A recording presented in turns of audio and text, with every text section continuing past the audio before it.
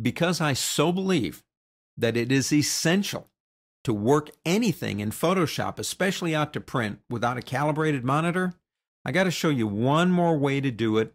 This way does not rely on your eyes, doesn't rely on anything but a calibrated electronic device. It's called a Spyder, S-P-Y-D-E-R.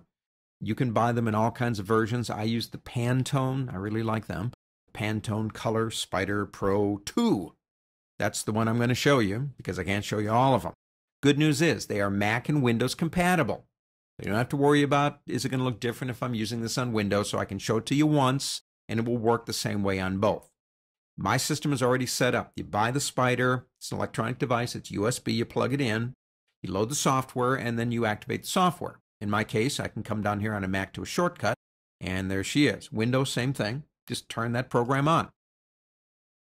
You should see something like this. Now, all programs will be a little bit different, but in what they do, it's the same. It's going to give you some information on what it's going to do. Like Assistant will help you adjust your monitor, create a custom profile, which is what we want. Click Next. More information. Turn your monitor on. Allow it to warm up for an hour. Plug the Spyder in. Allow it to warm up for at least 5 minutes. Disable screensavers, timeout programs, that kind of stuff, because it's going to run for about 15 minutes before it's done. Make sure your monitor is in the lighting situation that you use when you do your work, all right? Got all that stuff done. Don't forget to clean your monitor too. Click Next. Choose the monitor that you want to adjust. Here's a point you want to remember. Not all Spyders do multiple monitors. If you have multiple monitors and you buy a low-end Spyder, you may not be able to calibrate the second monitor, so be careful about that. We're going to click Next. We're going to just do one, obviously.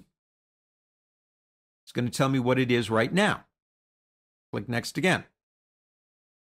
Do you have brightness, contrast, and backlight controls? My monitor doesn't. It's all built into this Macintosh monitor. If I did have, I would check those. I would go check brightness, contrast, backlight. It would then make me change the settings on those to their defaults before it gets started.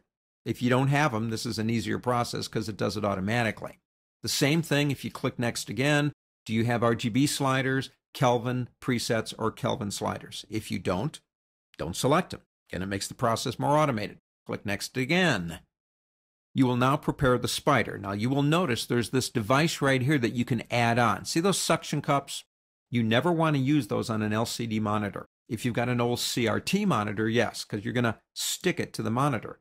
But LCDs are not made out of glass, they're made out of plastic. And if you use those suction cups, you're going to wind up pulling the monitor apart. That's why they give you this piece right here, and that helps isolate these pieces here. Click Continue. Put your Spyder right where you see it in that image, just like in this photograph right here. I dangle the cable over the top, gravity, just press it against the side, just like that.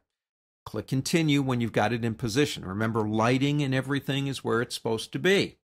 Once it's done, it will instruct you to remove that color meter, that Spyder, and basically you have a calibrated monitor. In my opinion, this is the only exact scientific, mechanical way that you're going to get a perfectly calibrated monitor because eyes have too many problems with them. I don't care what your eyes are, they will be different than this device.